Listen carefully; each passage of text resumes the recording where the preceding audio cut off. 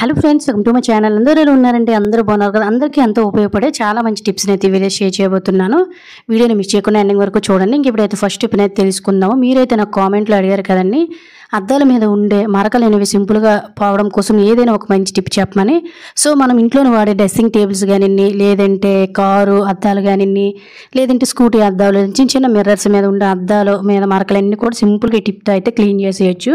So దానికోసం మనం ఎటువంటి లిక్విడ్స్ అనేవి వాడవలసిన అవసరం లేదండి. మనకి అక్కడ పేస్ట్ అనేది ఉంటూనే ఉంటుంది కదా. ఈ డ్రెస్సింగ్ టేబుల్స్ కొంచెం ఎక్కువ మరకలు అనేవి ఎక్కువగా ఉన్నాయి కదా, కొంచెం నేను ఎక్కువ పేస్ట్ని అయితే తీసుకున్నాను. ఈ విధంగా మనము 15 రోజులకు ఒకసారి, వారం 10 రోజులకు ఒక్కసారి కొంచెము కోల్గేట్ పేస్ట్ వేసేసుకొని ఒక తడి క్లాత్తో కానీ, లేదంటే నేను బేబీ వేప్ అయితే నా దగ్గర ఉందండి, దాంతో క్లీన్ చేస్తున్నాను అనమాట.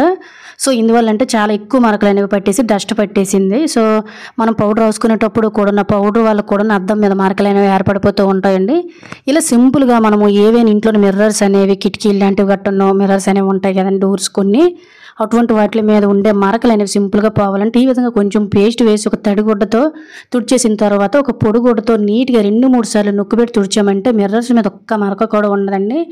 చాలా చాలా నీట్గా ఉంటాయి. యూజ్ అవుతుందంటే తప్పకుండా ట్రై చేసి మీ శ్రమను అయితే తగ్గించుకోండి. ఇంక సెకండ్ టిప్ని అయితే తెలుసుకుందాము.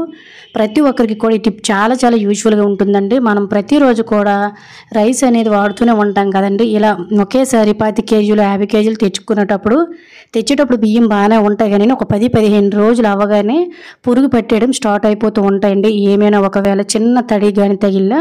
సో అలా మనం ఎంత జాగ్రత్త చేసుకున్నా బియ్యం అనేది పురుగు పట్టకుండా ఉండాలంటే ఒక మంచి న్యాచురల్ టిప్ని అయితే తెలుసుకుందాము. సో దీనికోసం నేను ఇక్కడ అయితే ఒక 2 టిష్యూ పేపర్స్ని అయితే తీసుకున్నానండి. టిష్యూ పేపర్స్ లేనట్లయితే మీరు కాటన్ క్లాత్ని కూడా తీసుకోవచ్చు, న్యూస్ పేపర్స్ని అయితే తీసుకోకూడదు.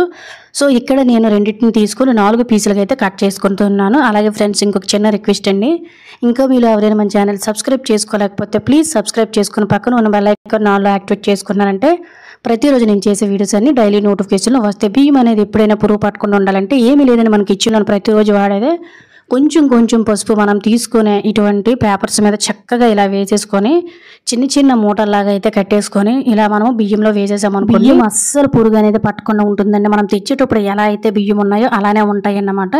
చాలా మందికి వేపాకు అనేది దొరుకుతూ ఉంటుంది కాబట్టి సో వేపాకును కూడా వెండబెట్టి వేసుకోవచ్చండి. అలా కొంతమంది ఎండుమిర్చి కూడా వేస్తారు. వీటిల్లో ఏదైనా వేసుకోవచ్చండి. ఎవరికైతే వేపాకు అనేది అవైలబుల్గా ఉండదో, ఎండుమిర్చి వేయడం ఇష్టం లేదనుకుంటారో సింపుల్గా కొంచెం ఈ విధంగా పసుపును ప్యాకెట్స్లో తయారు చేసుకుని బియ్యం అడుగు వరకు కూడా ఈ విధంగా మిక్స్ చేసుకున్నాం అనుకోండి, బియ్యంలో ఒక్క పురుగు కూడా చేరదు. ఒక్కసారి మీరు అబ్జర్వ్ చేయండి. అలాగే అప్పుడప్పుడు కొద్దిగా ఎండలో కూడా పెట్టామనుకోండి, ఎక్కువ బియ్యం ఉన్నాయి అనుకోండి, పురుగు అనేది అస్సలు చేరదు. తడి అనేది ముఖ్యంగా మనము చూసుకోకుండా పెట్టేయకూడదండి. అంటే తడి గ్లాసులు గట్టా పెట్టేటప్పుడు కూడా బియ్యం అనేది పురుగు పట్టేయడానికి చాలా ఛాన్స్ ఉంటాయి. బియ్యం కూడా పాడైపోతుంది. కాబట్టి ఇలా ఒక చిన్న టిప్తో బియ్యాన్ని అనేది సేఫ్గా ఉంచుకోవచ్చు. యూజ్ అవుతుందంటే ట్రై చేయండి. ఇంకా థర్డ్ టిప్ని అయితే చూద్దాం. ప్రతి ఒక్కరి ఇంట్లోన ఈ మధ్యకాలంలో ఎక్కువగా ఇటువంటి ఆనియన్ చాపర్స్ అనేవి ఉంటున్నాయి కదండి. వీటితో వచ్చే మెయిన్ ప్రాబ్లం ఏంటంటే మనకు ఆనియన్స్ అనేవి ఎంత చిన్న సైజులో కావాలో అంత చక్కగా మనకి ప్యూరీ అయితే ప్యూరీ కానీ, లేదంటే ఆనియన్స్ అనేది కట్ చేసేసుకోవచ్చు. ఇలా మనము కట్ చేసేటప్పుడు లేదంటే ఇలా చాప్ చేసేటప్పుడు కూడా క్యాప్కి చుట్టూ కూడా మనకి ఏంటంటే కదండి, వీడియోలో క్యాప్ మొత్తాన్ని కూడా ఆనియన్స్ అనేవి పెట్టేస్తూ ఉంటాయి. ఓన్లీ ఇది ఆనియన్ కట్ట తక్కువ వాటర్ ఉంది. అదే టమాటో ప్యూరీ గట్ట చేసేటప్పుడు ఈ మధ్యలో మనకు వైట్గా ఉంది కదండి, ఈ స్టిక్లోకి వాటర్ కానీ వెళ్ళిపోయింది అనుకోండి, మనకు లోన మొత్తం థ్రెడ్ అనేది స్ట్రక్ అయిపోయి అస్సలు పని చేయదండి. చాలా తొందరగా పాడైపోవడానికి రీజన్ కూడా ఇదే అన్నమాట. వాటర్ అనేది ఆ థ్రెడ్ దగ్గరికి అస్సలు తగలకుండా లోనకు వెళ్లకుండా చూసుకోవాలి. అలాంటప్పుడు మరి ఎలా మనమైతే దాన్ని క్లీన్ చేసుకునే పని లేకుండా వాటర్ అనేది లోనకు వెళ్లకుండా ఉండాలంటే మన ఇంట్లోనే ఖచ్చితంగా ఏవో ఒక ప్యాకెట్స్ అనేవి తెచ్చుకునేటప్పుడు, లేదంటే ఏమైనా కవర్స్ అనేవి మనకు కొంచెం థిక్గా ఉన్నవైతే తీసి కట్ చేసేసుకోండి. సో కట్ చేసేసుకొని మనకి క్యాప్ అనేది ఎంత సైజులో ఉందో అంత చూసేసుకొని చక్కగా ఈ విధంగా ఒక లేయర్ని కట్ చేసుకొని దానికి సెట్ చేసేసామనుకోండి. వీడియోలో చూడండి, నేనైతే సో ఈ విధంగా ఒక పార్ట్ తీసేసుకొని ఇలా క్యాప్కి ఇలా సెట్ చేసేసుకొని మిడిల్లోనే ఒక హోల్ పెట్టుకోవాలండి. ఇలా మిడిల్లో హోల్ పెట్టుకున్నామంటే మనం అది పెట్టుకోవడానికి చాలా బాగా యూజ్ అవుతుంది అనమాట. ఇలాంటి చిన్న టిప్స్ వల్ల మన కిచెన్లోన చాలా టైము మనీ కూడా ఆదా అవుతుందండి. చూసారు కదండి, ఇలా కట్ చేసేసుకొని ప్రతిరోజు కూడా మనం ఆనియన్ చాపింగ్ చేసేటప్పుడు సింపుల్గా ఇలా మనం అయితే చాప్ చేసుకున్నాం అనుకోండి, కప్పు టైట్గా పడుతుంది, బయటికి లీకు అవ్వదు. అలాగే ఒక్క ఆనియన్ ముక్క కూడా మనకి క్యాప్కి టచ్ అవ్వదు. ముఖ్యంగా వాటర్ కంటెంట్ అనేది లోనకు వెళ్లకుండా ఇటువంటి ఐటమ్స్ అనేవి మనకు చాలా చాలా ఎక్కువ రోజులు మన్నికి వస్తాయండి. వీడియో కూడా మీరైతే క్లియర్గా చూస్తున్నారు కదండి. చక్కగా మనకి ఆనియన్స్ అనేవి పైన ఉండిపోయి ఈ కవర్ అనేది వాష్ చేసుకొని ఉంచుకోవచ్చు, లేదంటే ఎప్పటికప్పుడు మార్చుకొని చక్కగా మీరైతే వాడుకోవచ్చు. దీనివల్ల ఇటువంటి ఐటమ్స్ అనేవి పాడైపోకుండా రిపేర్ రాకుండా చాలా ఎక్కువ రోజులు మన్నికి వచ్చి మన శ్రమ తగ్గుతుంది, అలాగే మనీ కూడా సేవ్ అవుతుంది, యూజ్ అవుతుందంటే ట్రై చేయండి. ఇంకా 4వ టిప్ని అయితే చూద్దామండి. ఇప్పుడైతే సమ్మర్ కదా, ఎక్కడికి వెళ్ళినా మనతో పాటు వాటర్ బాటిల్ తీసుకొని వెళ్ళాలి. ఒక్కొక్కసారి వాటర్ బాటిల్ క్యాప్ అనేది ఎంత టైట్గా క్లోజ్ చేసినా ఈ విధంగా వాటర్ డ్రాప్స్ అనేవి లీక్ అయిపోతూనే ఉంటాయండి. చాలా ఇబ్బంది పడుతూ ఉంటాము ట్రావెల్స్లో వాటర్ తీసుకొని వెళ్ళాలంటే. అలాంటప్పుడు ఎంత లూజ్గా అయిపోయినా వాటర్ బాటిల్ క్యాపిల్నైనా కూడా ఒక్క చుక్క వాటర్ కూడా బయటికి లీక్ అవ్వకుండా ఉండాలంటే ఒక మంచి టిప్ని అయితే తెలుసుకుందామండి. అలాగే ఫ్రెండ్స్, ఇంకొక చిన్న రిక్వెస్ట్ అండి.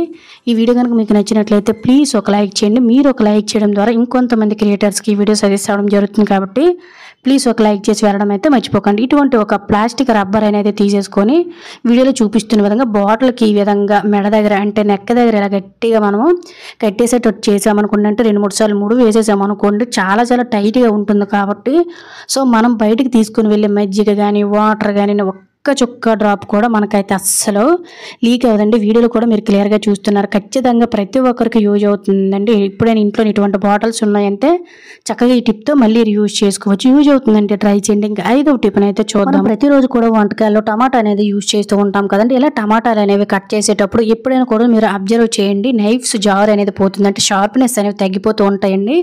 ముఖ్య రీజన్ వచ్చేసరికి టమాటాలు కట్ చేయడం వల్ల మనకి ఈ షార్ప్నెస్ అనేది తగ్గిపోవడానికి ఒక ముఖ్య ప్రాబ్లం అనమాట. ఎందువల్ల అంటే ఈ తొక్క అనేది చాలా హార్డ్గా ఉంటుందండి.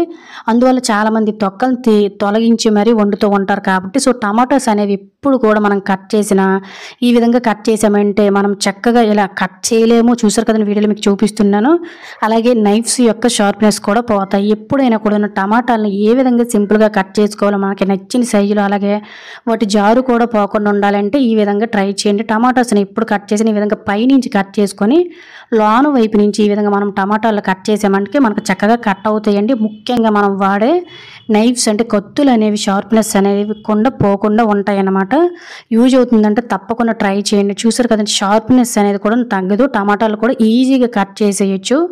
తొక్క థిక్గా ఉండడం వలన ఇటువంటి నైఫ్స్ అన్ని జారిపోతాయి. యూజ్ అవుతుందంటే తప్పకుండా ట్రై చేసి మీ ఫ్రెండ్స్ అండ్ ఫ్యామిలీకి షేర్ చేయండి. ఇంకా 6th టిప్ని అయితే చూద్దామండి. ప్రతి ఒక్కరికి కూడా ఈ టిప్ చాలా బాగా యూజ్ అవుతుందండి. ఎప్పుడైనా ఇంట్లోనే బ్యాడ్ స్మెల్ వచ్చేటప్పుడు, లేదంటే ఇంట్లోకి చిన్న చిన్న రెక్క పురుగులు దోమలు అనేవి వచ్చేసి చాలా ఇబ్బంది పడుతూ ఉంటారు కదా, అలాంటప్పుడు ఇంట్లోన బ్యాడ్ స్మెల్ అనేది తొలగించడం కోసం ఒక మంచి న్యాచురల్ టిప్ అనేది తెలుసుకుందామండి. ఏమీ లేదు, స్టవ్ వెలిగించేసుకొని ఒక ప్యాన్ పెట్టేసుకొని అందులోన మీకు నచ్చిన ఏదైనా కాఫీ పౌడర్ని కొద్దిగా వేసేసుకొని ఈ విధంగా 2-3 నిమిషాలు కూడాను చక్కగా దాని నుండి పొగ వచ్చినంత వరకు కూడాను మనం ఫ్రై చేసుకోవాలండి. ఎప్పుడైనా వర్షాలు పడినప్పుడు, లేదంటే ముఖ్యంగా చలికాలంలో ఈ చెమ్మవాసన అనేది వచ్చేసి విపరీతంగా బ్యాడ్ స్మెల్ అనేది వచ్చేసి ఇబ్బంది పడుతూ ఉంటాం కదండి. అలాగే ఇంట్లో దోమలు కూడా ఎక్కువ అయిపోయేటప్పుడు చూడండి, ఒక్కొక్కసారి ఇంట్లో ఫిష్ లాంటివి గట్టను వేపుతునేటప్పుడు ఆ స్మెల్ అంతా ఇల్లు మొత్తం స్ప్రెడ్ అయిపోయి అస్సలు వదలదు కదా.